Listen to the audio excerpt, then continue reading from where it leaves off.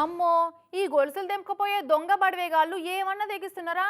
ఏనైనా షైన్లు తెంపేదుంటే తువ్వపంటి ఒంటరిగా పోతున్నోళ్ళని చూసుకొని మెడల గొలుసులు తెంపుకొని పరారయ్యేటోళ్ళు. కానీ ఇప్పుడు తాషిడిగాళ్ళు ఇంకింత తెగబడుతున్నారు కదా. ఏకంగా నడింట్లో వచ్చి ఓ అమ్మ మెడలో ఎట్లా గొలుసు తెంపుకుపోయారో చూస్తే ఇంట్లో కూడా సేఫ్టీ ఏడుంది అని అనిపించబట్టింది.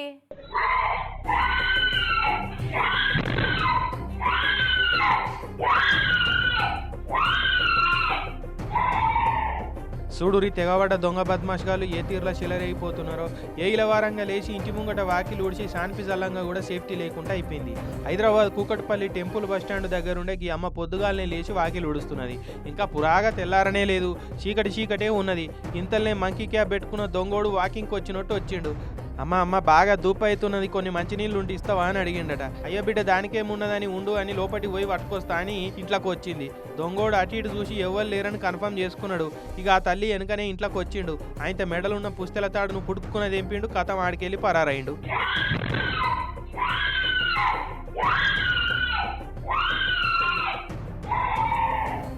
అంతా 10-20 సెకండ్ల లోపట్నే అయిపోయింది.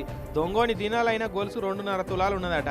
ఇక వాడు ఇంట్లోకి రాగానే లబ్బలిబ్బ మొత్తుకున్న పాయిదవు లేకుండా అయింది. వాడు పుస్తెల తాడు తెంపుకొని ఉరికినాక బాటిల్ పట్టుకొని బయటకు వచ్చి గేటు తీసుకొని వాని కోసం చూసింది. వాడేడా కనబడతాడు. అప్పటికే ఆడు అడ్రస్ లేకుండా గిల్లి అయిపోయిండు. ఇక ఎంత మొత్తుకున్నా ఏం ఫాయిదా లేకుండా అయిపోయింది. ఆయన దబ్బున పోయి పోలీస్ స్టేషన్లో ఫిర్యాదు ఇచ్చిరట. సీసీ కెమెరాల వీడియోతోటి దొంగోని జాడ దొరకబడతామని చెప్పిరట పోలీసు వాళ్ళు.